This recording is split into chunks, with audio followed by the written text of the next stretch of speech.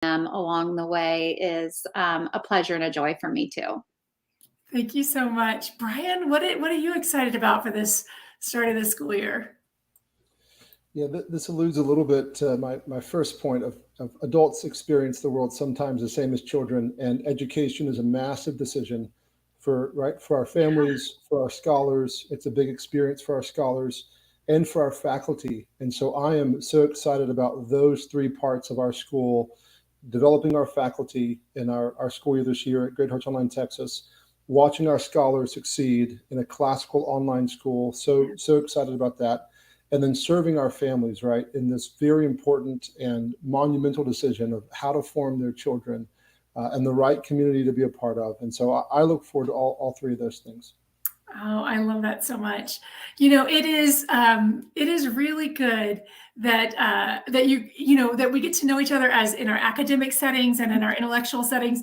But I always think it's good to throw out another question too. That's okay. Be truthful and honest. What was your favorite subject as you were in the position of our scholars? And I'm gonna, me, it's always been science from day one. I am in love with science at all different levels. So I'm curious, Headmaster Twardeck, what was your favorite subject in school? It was not science. Ah! I wish it had been.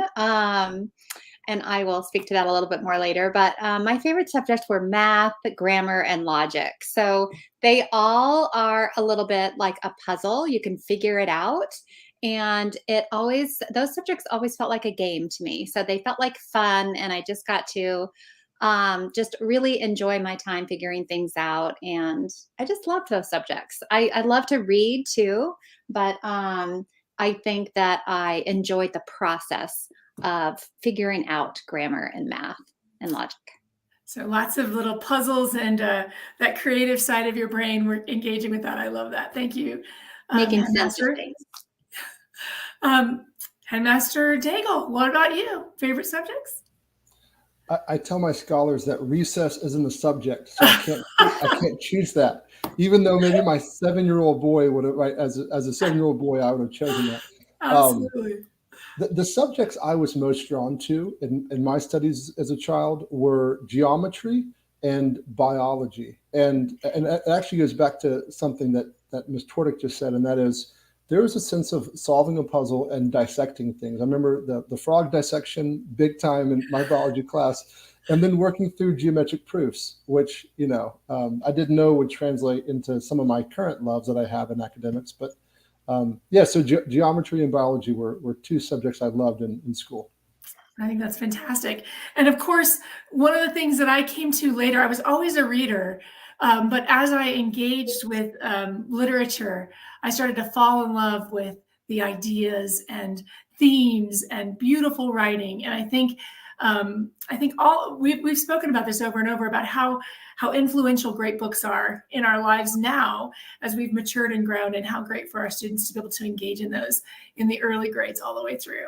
I'm going to keep us moving ahead because this is kind of a fun talk here on Tuesdays.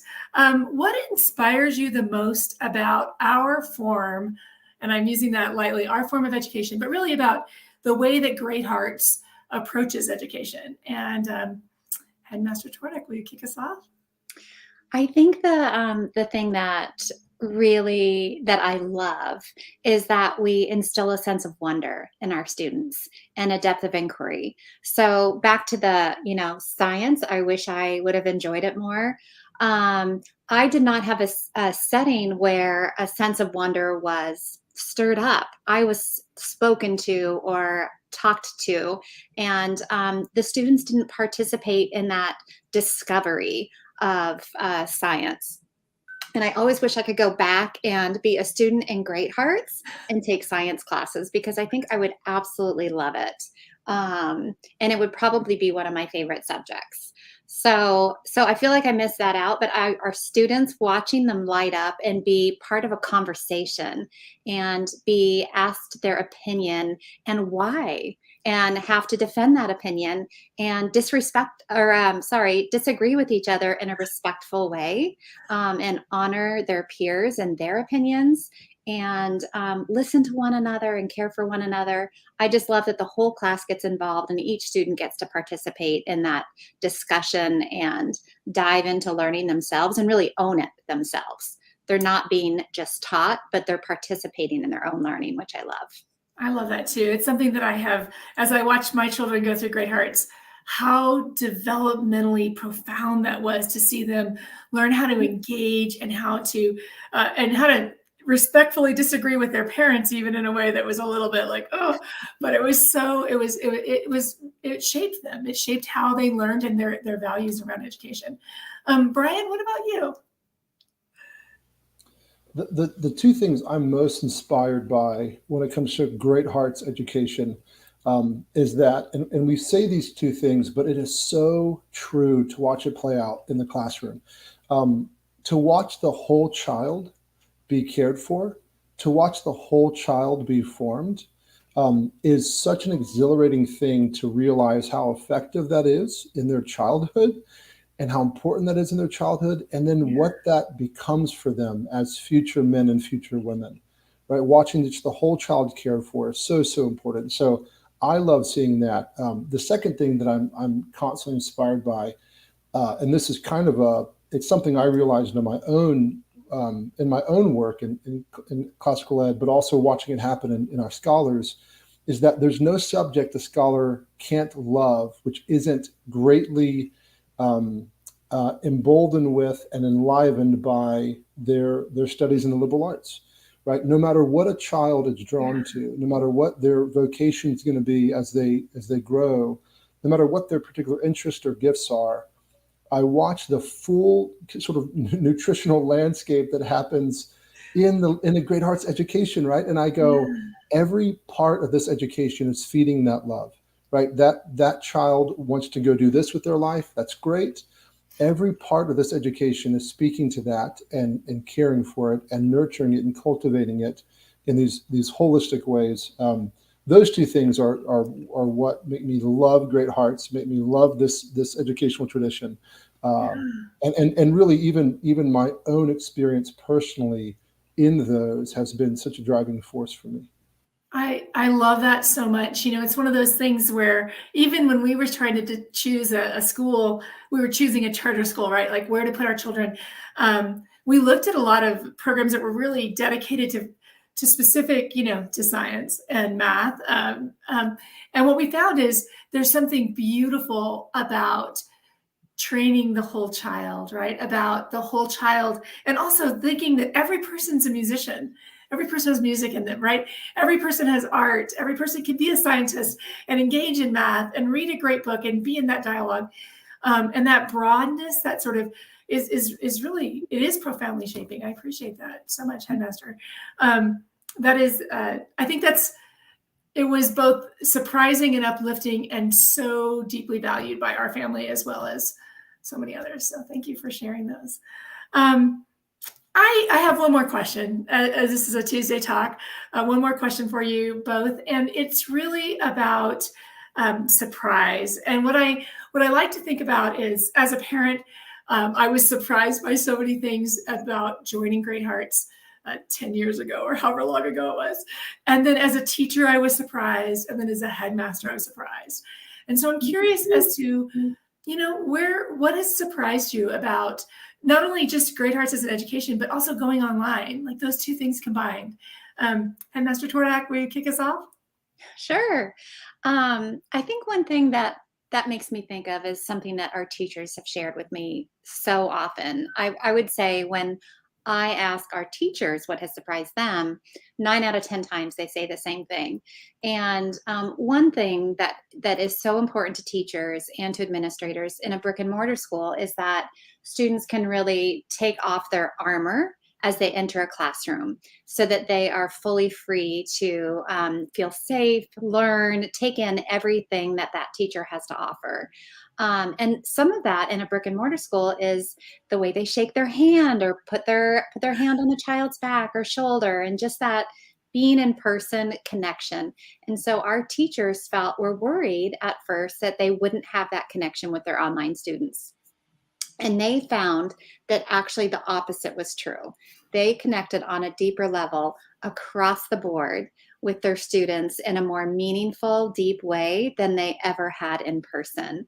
And they do attribute that to the students being in their home, feeling safe, feeling confident, and the students just open up more than they had in brick and mortar, more than our teachers experience. And so being in the home, there's, younger siblings in the background on occasion, or they might see some sporting equipment in the background. And so they ask the students about that and what sports they're involved in. And they have these conversations and really connect. And our teachers would all say they feel really drawn to their students and connected and close to their students. So they feel like they know them really deeply, and they know their strengths. They know what their challenges are. They're able to support them one-on-one in Zoom meetings. But that relationship was surprising to them. And so that's a real joy for me, that to see our teachers connect with our students and really care about them as a human being and wanting to grow up and in virtue as well as intellect. So like we were talking about the whole child, it just becomes very meaningful online, and those connections are made beautifully. Oh, I just love that. I know when we first started, I had the privilege of teaching some sixth graders, and I knew every pet in the class, in their whole homes, right? Like every child's pet and probably their grandma's pets.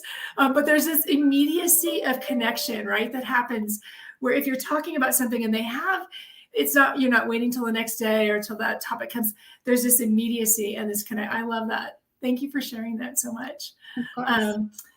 Headmaster Daigle, what surprises you in this new adventure here? Yeah. I would actually echo what Headmaster Twardeck said in that the quality of relationships, right? We tend to walk into a new venture like an online education, right? And we go, what fears do I have? Where do those fears come from? What unknowns are there? So I certainly echo what was said in that the quality of relationships becomes so much richer in ways I didn't expect. But on the sort of maybe sort of second road of that is the quality of education becomes something that you oftentimes don't expect when we think about an online education, especially right when maybe our experience of an online education or online classroom was emergency remote learning, right? And the pros and cons that came from that. Yeah.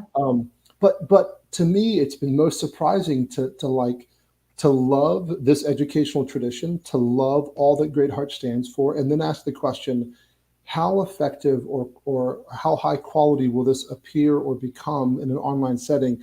And then to realize not only are all those fears dispelled, but a lot of the stuff we love is actually heightened, right? A lot of the stuff we love actually becomes more vivid in this learning platform than in other learning platforms. So that to me was the most surprising, both as a teacher before in an online platform, but then as an administrator to say, no, the stuff that we get to watch children do in their education, some of that is actually made brighter and bigger and really just comes through in new ways because of this platform. So I totally agree, right? New ways of seeing quality relationships and watching those flourish, and then watching a quality education be built up in ways that I did not get, right, as a child, or even in my own studies. And watching that become so effective and so fruitful has been so good to see. I absolutely love that too, because there is something about that, right? About we would tell parents all the time, ask your children what they're reading, have a discussion around the table about what they're reading. Well, now it's in their home and it's connected, so it really does bridge that gap between your parent and the child and what's happening in the education space. That has been profoundly surprising to me too. I mean, the parents are doing PE classes and art classes with their children, right? And you can't help but talk about the books that you're reading. You can't help but be part of that science experiment that's going on in your kitchen, whether you want it to or not, right? There is something about that connection, but also that ability to deepen their learning because there's more involved in it, right? It's not go to school, go home in two separate buckets. It's very engaged. Thank you for sharing that. That was beautiful. It becomes, I was just going to add one Yeah, thing. please. It becomes a way of life. Learning becomes a way of life for the whole family, rather than this is an isolated thing you do between 8 o'clock and 3 o'clock. It's just part of what you do. You Yeah. learn and you create learning opportunities all throughout the day, and the students get excited about that, and the parents do right alongside, because they hear what's going on and what the kids are learning, and so they can get much more involved, and it becomes a family event rather than isolated each child on their own, which I love. I love that too. Any last comments before we say goodbye to our Tuesday talk and get back to launching our schools tomorrow? I would just say, if you live in Arizona and you are interested in Great Hearts Online and a classical liberal arts education in the online environment, I would love to chat with you about that. And I'm sure you have lots of questions, and I'm always happy to meet with you and chat and answer as many questions as I can. So please reach out. Our email addresses are on the website, and I'm happy to meet and talk with you. That's fantastic. Brian, or Headmaster Daigle, I did that to you. Headmaster Daigle, how are you? I like my first name. I'm good with I like my first name too, Heidi. So, I spoke with a family in Texas about 2 weeks ago, and I asked them how they learned about Great Hearts Online Texas. And she said she was at an educational conference in Houston, and their family was there, and it was kind of a frazzled weekend for them. And it was Sunday, last day of the conference, and she kind of took off out the door. Her family was waiting in the van for her. And she happened, I mean, she was in the vendor hall, right, all weekend. And she happened, as she was leaving, to pass by a booth that said Great Hearts Online. And she immediately stopped, spoke with the two individuals who were there, was so caught up in this, although she only had maybe 7 minutes before they actually had hit the road. She ran out to her husband and said, I found the education that we've been looking for. And she listed kind of those big top qualities, right, that they were looking for. And he said, I'm parking the van. We will stay in the car. Go talk and go figure this out, what you need to know, and then come back and let's go from there. I just want to encourage our Texas families to not wait until that last moment as you're running out to make this educational decision to look at Great Hearts Online Texas. It is worth putting at the top of your list for consideration as you have those important dialogues, as you talk with your family members, as you consider what you're looking for in the important formation of your children and your family, as Headmaster Twardeck said. That you look at Great Hearts Online Texas as a first option to consider. And if we happen to see you on your way out while you're running to make the decision, we're fine with that too. But let's have the conversation early, because it does save a lot of time and usually money and headache to look at the best options first. Can I add one thing? yes, please. One other thing is that we want to support you all as families and as parents. You're the first teachers that your children have, and you're the primary teacher. And so for some of you, you might need a really flexible learning model, and others you want to have a live teacher there for a good portion of the day. And so I did want to just add that we do have different models available so that we can support you where you're at and what your family needs. So those are explained on our website as well. So reach out if you're curious about some of those different models. Oh, well, thank you both so much. I appreciate you being here. I appreciate you taking time out of your day. I do want to mention about next week that we do continue our Tuesday Talk series. And next week, you'll get to hear about our micro school endeavors with Andrew Shahan and Raquel Zapata about athletics. So clubs, micro schools, athletics come back next Tuesday. We do still have, thank you both to Brian and to Jamie for sharing. We do still have limited space in both Texas and Arizona, a different space in different grades.